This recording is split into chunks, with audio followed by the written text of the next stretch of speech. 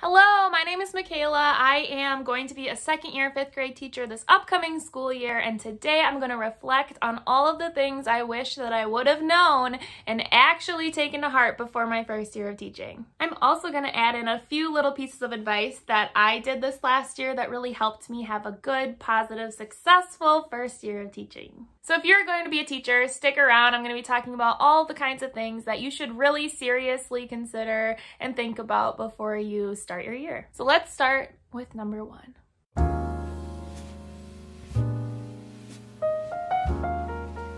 Number one. You don't have to do or keep anything that doesn't mesh with who you are and the style of teaching that you want to do. Obviously, that doesn't go for school policies and curriculum and things that you actually have to do, but I'm talking about the style of teacher that you want to be and who you are as a person. So these are things like classroom management, organization, how you talk to kids, the relationships that you have with kids, just the style that you go about your everyday teaching. You do not have to do anything that anyone tells you to do. This is something that I knew in the back of my head, but I didn't really fully embrace it until a little bit farther into my first year. I kept seeing all these teachers around me being a certain way, talking to their kids a certain way, upholding different standards in their classroom and doing things a certain way that I just didn't feel super comfortable, and I wasn't feeling like I was really embracing who I am as a teacher. And once I had this weird realization where I was like, oh, I can do it my own way. Like, this is my classroom, this is my career, this is who I want to be, and I can do that. I can do things differently than my team members who have been around for years and years and years. And that's awesome that they have years of experience and have figured out their own style of teaching. And there are so many things that I can take from them and learn from them and incorporate into my own style of teaching. I'm not saying that you shouldn't ever listen to other teachers who have been around, but I think as a first year teacher, I found myself gravitating towards doing what everyone else was doing and just taking in what they said and thinking that that's just how I had to do things. And so when I had the moment where I went, I can do this in the way that I want to do this, this is my classroom, that was so freeing and opened me up to doing so many more things than I thought I could. Because I think the mindset of, oh, I'm the new person here, I don't know what I'm doing, I've never done this before, held me back from all these amazing ideas that I ended up having once I had the realization that I can do things my way, and then all of a sudden I had all of these ideas. So I think if you can kind of push through that mindset and those thoughts that creep into your mind as a first year teacher of, I don't know what I'm doing, I need to listen to everyone else, I don't have any ideas of value, and go, no, I do have awesome ideas, I'm an amazing teacher, who I am as a person is awesome, that can open you up to a whole new realm of coming up with your own ideas and incorporating them into your classroom, which will then help you discover your own style of teaching. So once I did that, I felt so much more myself in the classroom, and teaching became even more fun for me. Along with that, I think it's really important to know yourself and your style of living life. So you obviously aren't really going to know yourself as a teacher until you start teaching, but if you can know yourself fairly well before you jump into teaching, that's going to help you immensely. For example, are you a person who needs a lot of preparation time and a lot of planning time to feel confident in giving a lesson? Or are you more of a bullet pointed lesson where you can fill things in on the spot? Do you need things to be more organized in the classroom, or do you thrive in chaos?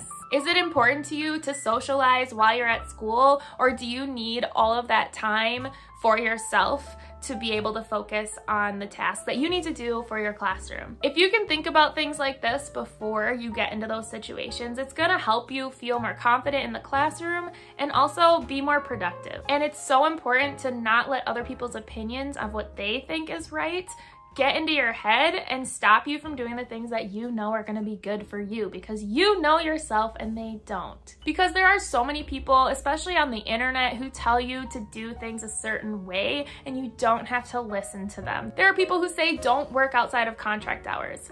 I get that, and I get the reasoning behind it. But for me, as a first-year teacher, I needed to work out of contract hours a lot of the time to feel confident when I went to school. And it was okay with me. I felt okay with it. It wasn't burning me out. And two, I actually enjoyed it half the time. So it was okay with me, and it helped me be a better teacher and be more successful. But if it was burning me out and causing me to lose energy, then of course, I'm not going to do it. But the point I'm trying to make is that you can make your own decisions based on who you are, and you don't have to just do what everyone else is telling you to do.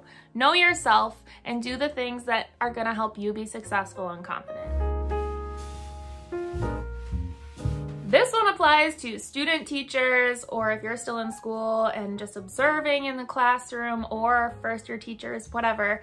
Write things down. I had heard this advice so many times, and I was like, yeah, of course, if I need to write something down, I will. But I didn't do it. And so I really should have internalized that and really taken it seriously, because there were so many things in my first classroom that I wish that I had written down. I had ideas as we were going through different units, or when I had an idea for classroom management, or how I wanted to do something next year differently, and I just wouldn't write it down. And now those ideas are lost. And so it's so important to keep track of them somewhere. When I was a student teacher, I didn't write down anything that I wanted to take into my own classroom. Then I became a long-term sub for about 5 months in my own classroom in 4th grade, and I started to write down a little bit, but then I kind of got really busy, and obviously COVID happened, so that just went out the window. I did not write down anything for my next classroom. So this past year, my first full year as a real teacher in my own classroom,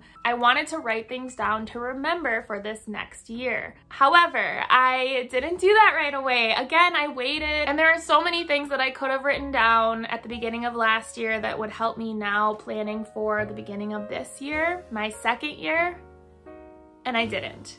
So about halfway through the year, I did start writing down ideas for this next year, things I want to keep, things I want to do differently, just different thoughts and ideas that I had. So how I do this is I just have a Google Doc in my Google Drive that is called Next Year, and I just put the school year at the top, and then I list out everything. Any thought or idea that I have, I just list it there. I think in the future I might organize it into different categories so it's easier when I'm going into the document to get an idea. But right now it's just a giant list, and I'm thinking that I will just keep this as a running document so I don't need to make one for every single year, because if I don't use something from my list, then the next year I can go back and maybe take it from a previous school year and it's all in one spot. But it could be in a notebook, it could be in a notes app, wherever you want to keep track. I just think it's so important to keep track of all the things that you are learning from other people, or ideas you have, or things you want to do differently, because if you don't write them down, they're going to be lost, and that is a huge bummer.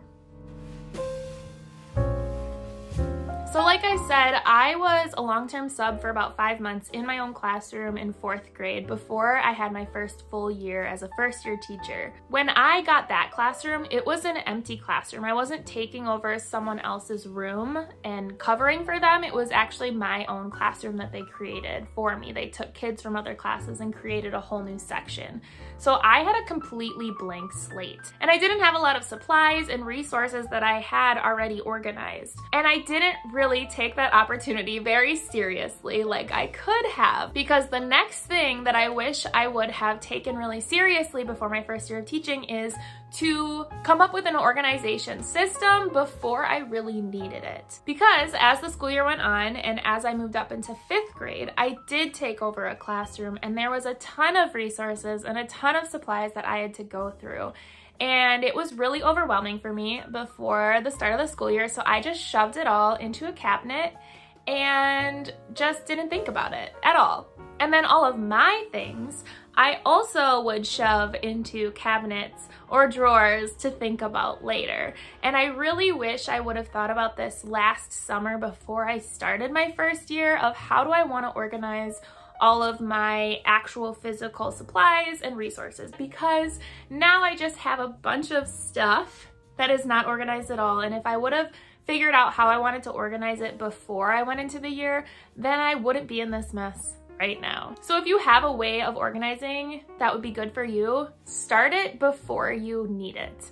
And if you don't have something that works for you, maybe do a little bit of research and figure out how you might want to organize and get that started before you need it. It will prevent so many future headaches. I promise, because I have one right now.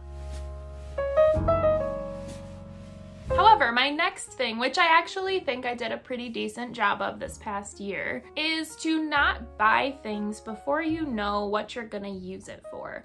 So like I said, I think that it's really important to come up with an organization system before you need it, but I don't think you should just go out and buy a bunch of things that you could use to organize things unless you know exactly what you're gonna use it for. So this goes for organization systems like bins and folders and filing things, envelopes, I don't know, crates. Those things seem really enticing and exciting and cute, and I feel like it's so easy to walk into a store and go, I could use this for something, I'm gonna get it, which I have found myself doing a little bit.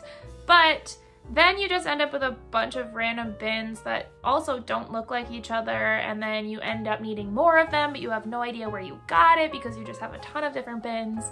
And so if you can figure out your system for things and then buy what you need for it, then I think that's gonna help you so much. You're gonna save so much more money, you're gonna save space, and you won't have a bunch of stuff that you're not gonna use. Or you might feel guilty into using and then just it's not helpful at all and it doesn't serve you any purpose whatsoever. So I think that's really important to keep in mind as you are trying to build up your classroom and make it your own. Just know what you're gonna use stuff for before you buy it.